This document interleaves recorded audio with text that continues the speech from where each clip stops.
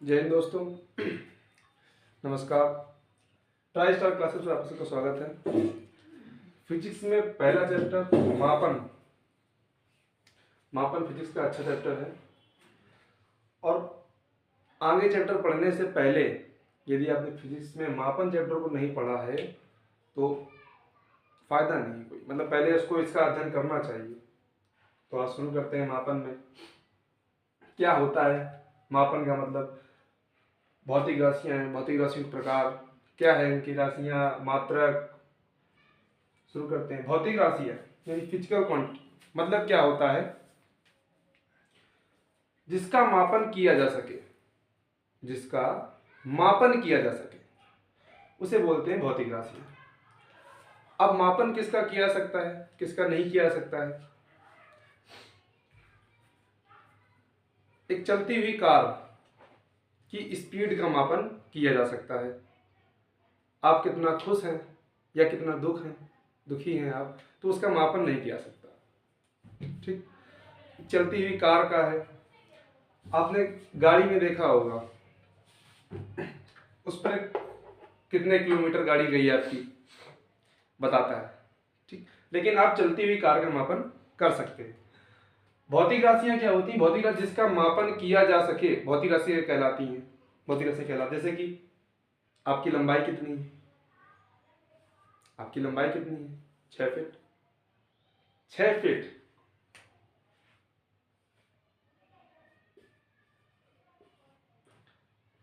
6 feet यानी इसका मापन किया गया। अब यहां पर 6 फीट में 6 क्या है और ये फीट क्या है? मापन करने के लिए एक न्यूमेरिक वैल्यू और उसका मात्रक यानी उसकी यूनिट भी चाहिए होती है। तो ये जो हमारी 6 है ये इसका क्या है? आंकिक मान है। आंकिक मान है। और ये फीट इसका क्या है? मात्रा। अब भौतिक राशियों को दो भागों में विभाजित किया गया। इनका वर्गीकरण करते हैं। अगर इनका भौतिक राशियों का वर्गीकरण,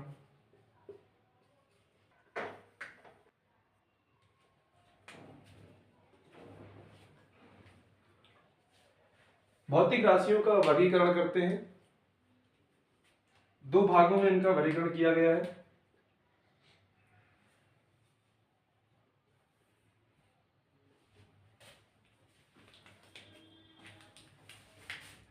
पहला किया गया है दिशा और परिमाण, दिशा और परिमाण के आधार पर। दूसरा है मापन और मात्रक यानी मेजरमेंट और यूनिट के आधार पर। अब दिशा और परिमाण के आधार पर किया गया है और मापन और मात्रक के आधार पर किया गया है।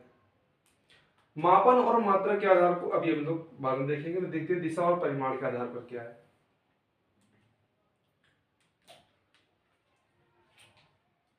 दिशा और परिमाण के आधार पर जैसे कि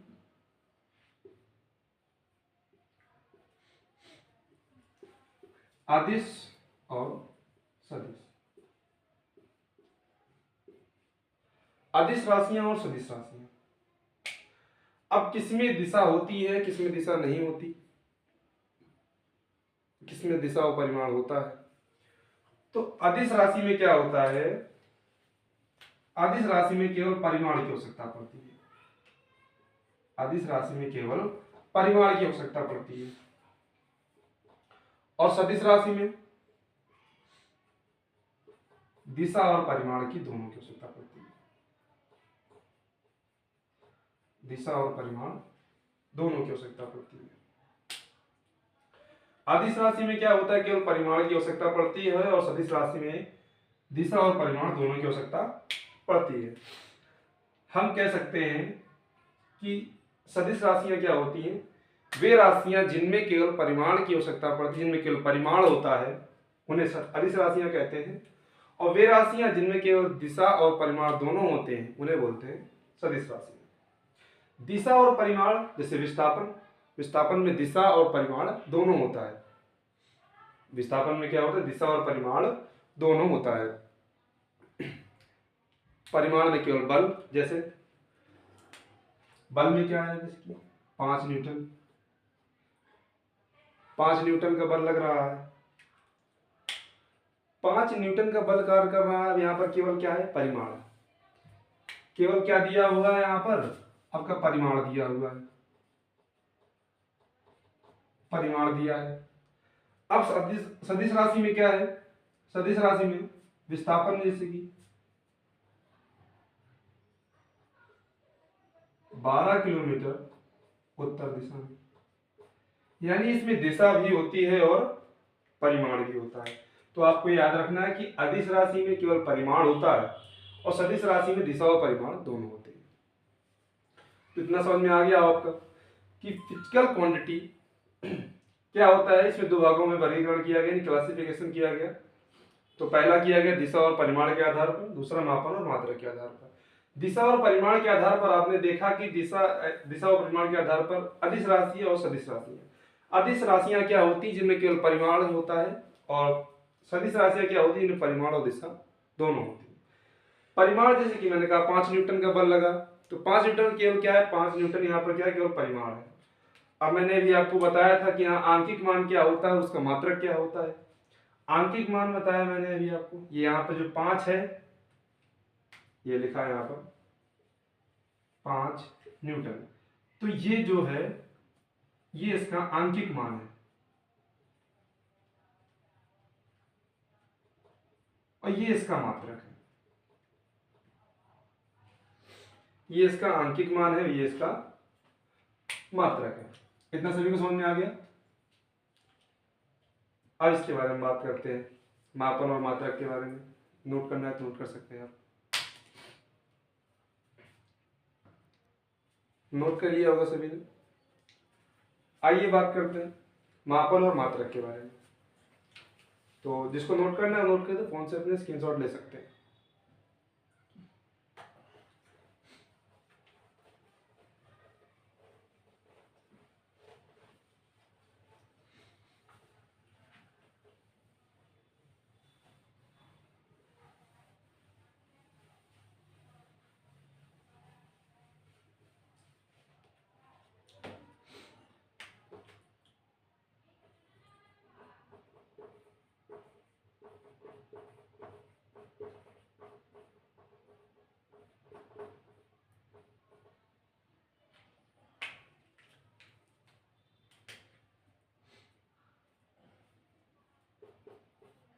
दिशा तथा परिमाण के बारे में समझ चुके हैं आप लोग। अब समझना है मापन और मात्रक क्या है।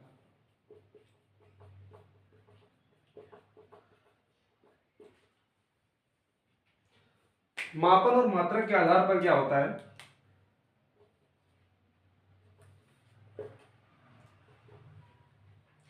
मापन और मात्रक के आधार पर इन्हें 3 भागों में बांटा गया है। 3 भागों का वर्गीकरण किया गया है। पहला मूल मात्रक या मूल राशियां, दूसरा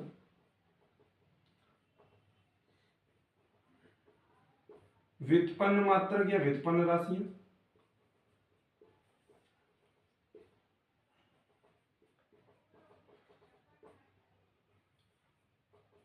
अगला है पूरक, पूरक मात्रक। अब क्या होता है, ये ध्यान रखने योग्य बातें हैं। यहाँ पर मूल मात्रक क्या होते हैं, व्युत्पन्न मात्रक क्या होते हैं, और पूरक मात्रक क्या होते हैं। तो मूल मात्रक क्या होते हैं, मूल मात्रकों को व्यक्त करने के लिए किसी अन्य भौतिक राशि की आवश्यकता नहीं पड़ती। मूल मात्रकों को व्यक्त करने के लिए किसी अन्य भौतिक राशि की आवश्यकता नहीं पड़ती है। अब व्युत्पन्न मात्रक क्या होते हैं, जैसे मूल मात्रक का उदाहरण देख लेते हैं। जैसे लंबाई है, अब लंबाई है तो लंबाई को निकालने के लिए किसी आवश्यकता पड़ेगी क्या, लंबाई के लिए कोई सूत्र बनाया गया है कि इसकी लंबाई निकाल सकते हैं इसके थ्रू। हाँ, आप लोग दिमाग लगाएंगे इस पर।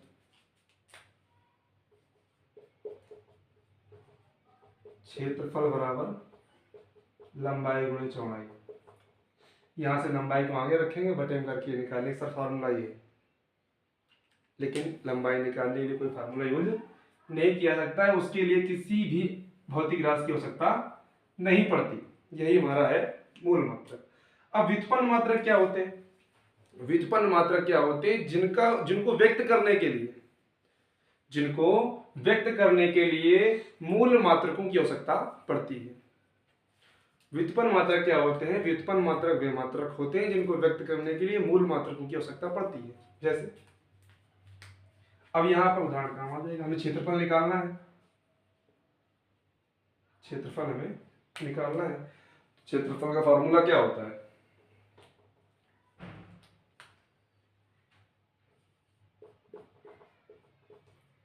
क्षेत्रफल बराबर लंबाई गुणे चौड़ाई।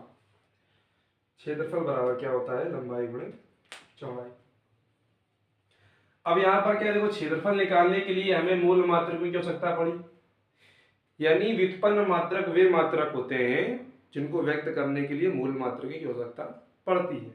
अब यहाँ लंबाई और चौड़ाई क्या है? मूल मात्रक। अब क्षेत्रफल निकालने उनकी आवश्यकता पड़ गई।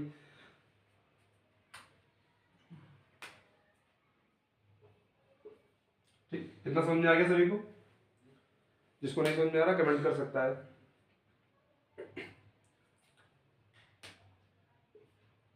नोट कर लो इतना।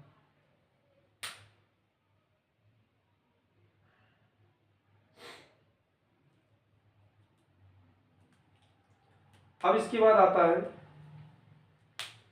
कि मात्रक, जैसे राशियां होती हैं, इसके लिए इनकी मूल राशियां कुछ 7 होती हैं। अभी लिखा देंगे आपको, मूल राशियां कुछ 7 होती हैं। जैसे पूरक मात्रक को बताया जाएगा, वो थोड़ा अलग है। मूल मात्रक और व्युत्पन्न मात्रक क्या होते हैं? आपस में थोड़ा मिलते जुलते हैं, तो उन्हें एक साथ समझा दिया जाता है, क्योंकि मूल मात्रक से व्युत्पन्न मात्रक बनते हैं, और क्योंकि मूल मात्रक को किसी आवश्यकता होती नहीं है। ठीक, अब आते हैं पद्धति के बारे में समझते हैं, यानी मात्रक सिस्टम के बारे में। इसका क्या होता है सिस्टम लिखने का? तो देखते हैं कौन कौन सी पद्धति होती है। पहला अंकियस,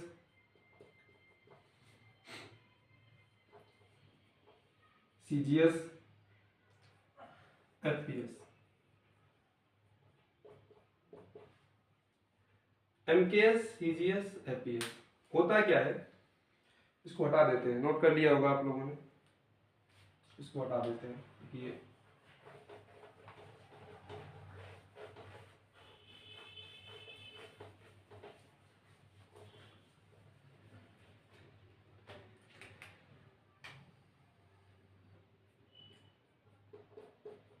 एमकेएस, सीजीएस, एफपीएस। एमकेएस में मतलब क्या होता है?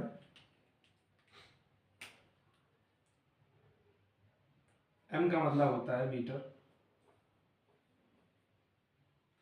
सी का मतलब यहां सीजीएस में होता है सेंटीमीटर,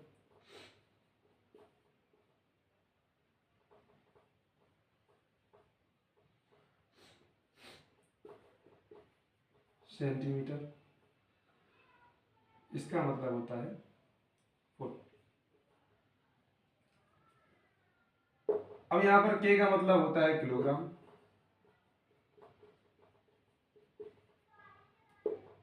यहां इसका जी का मतलब होता है सीजीएस में ग्राम,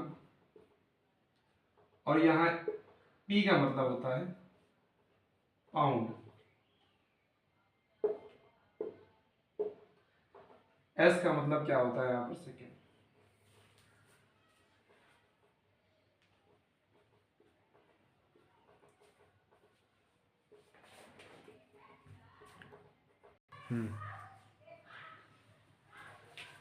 एमकेएस, सीजीएस और एफपीएस। एम का मतलब मीटर, किलोग्राम, सेकेंड।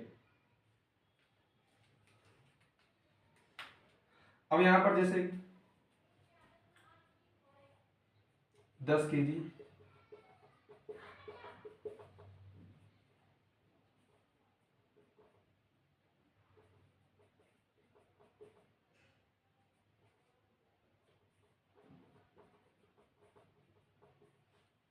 10 पौंड चीनी। अब होता क्या है, किस सिस्टम का प्रयोग किया गया है? खरीदने वाले ने किस सिस्टम का प्रयोग किया है। एक ने 10 किलोग्राम चीनी खरीदी, एक ने 10 ग्राम खरीदी, एक ने 10 पाउंड खरीदी। यानी जिसने 10 ग्राम खरीदी है और जिसने 10 किलोग्राम खरीदी, जिसने 10 पाउंड खरीदी है चीनी, उसने किस सिस्टम का प्रयोग किया है चीनी खरीदने के लिए। तो जिसने किलोग्राम में खरीदी है उसने किया है एमकेएस पद्धति का, यानी एमकेएस सिस्टम का इस्तेमाल किया उसने। एमकेएस, एमकेएस में किलोग्राम ये है हमारा, कैसे इसने इस सिस्टम का इस्तेमाल किया है। अगला आता है सीजीएस। सीजीएस में ग्राम ये है हमारा, और अगला हमारा आता है एफपीएस। एफपीएस यहाँ पर क्या किया गया है, ये पॉइंट दिया हुआ है, यहाँ पर इस पॉइंट का इस्तेमाल किया गया है। ठीक, तो खरीदने वाले ने अलग अलग क्वांटिटी में चीनी खरीदी, 10 10 10, लेकिन क्या है यहाँ पर किलोग्राम है, यहाँ पर ग्राम है और यहाँ पर पाउंड है। ठीक, खरीदी चीनी है लेकिन उसने अलग अलग सिस्टम का इस्तेमाल किया है, यानी मात्रक पद्धति का अलग अलग उसने इस्तेमाल किया कि पहले ने एमकेएस, सीजीएस और एफपीएस। एमकेएस ने जिसने 10 किलोग्राम खरीदी उसने एमकेएस पद्धति का इस्तेमाल किया, क्योंकि यहाँ के का मतलब किलोग्राम होता है। जिसने 10 ग्राम चीनी खरीदी उसने सीजीएस पद्धति का इस्तेमाल किया है, कि सी का मतलब सेंटीमीटर, जी का मतलब ग्राम, यानी ग्राम आया यहाँ पर। और जिसने 10 पाउंड खरीदी यानी पी चीनी का इस्तेमाल किया, जिसने क्या मतलब एफपीएस, यानी यहाँ से पी का मतलब क्या हो जाएगा, पाउंड। ठीक है, तो समझ में आ गया होगा इतना आप सभी को, और नोट कर लीजिए जिसको नोट करना है, और बाद बाकी नेक्स्ट क्लास में आप अगला लेक्चर होगा। जय हिंद, नमस्कार।